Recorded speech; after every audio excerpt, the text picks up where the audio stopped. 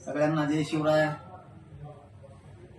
आपण या निवडणुकीत मुंबईसह महाराष्ट्रात आपण कोणालाही कुठल्याच प्रकारचा कसलाच पाठिंबा दिलेला नाही।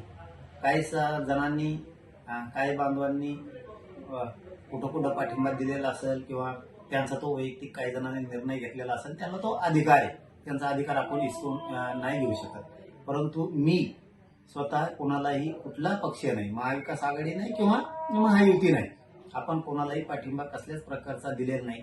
कोणाचे काही पत्रक प्रसिद्ध झाले असतील पाठिंब्याचे किंवा अनेक काही मुंबईमध्ये काही प्रकार झाले असतील, परंतु माझा कोणालाही अक्षरशः खरं सांगतो कसं कुठलाही पाठिंबा नाही।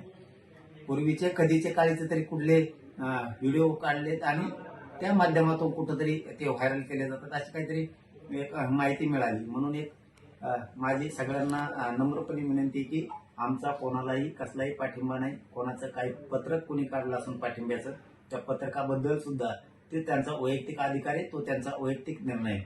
माझा म्हणून मी कोणालाही पाठिंबा दिलेला नाही, हे सगळ्यांनी बांधवांनी सगळ्यांनी समजून घ्यावं।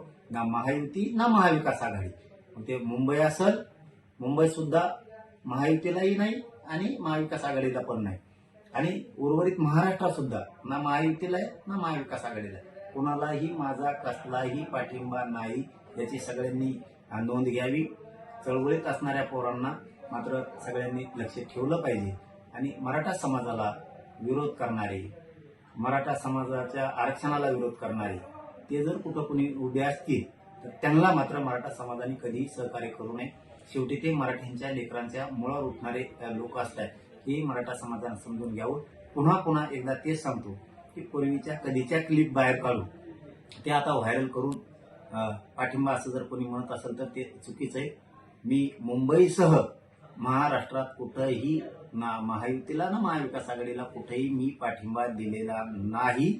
कोणाचं पत्रक जरी असलं पाठिंब्याचं तरी त्या पत्रकाशी माझा काही संबंध नाही। धन्यवाद।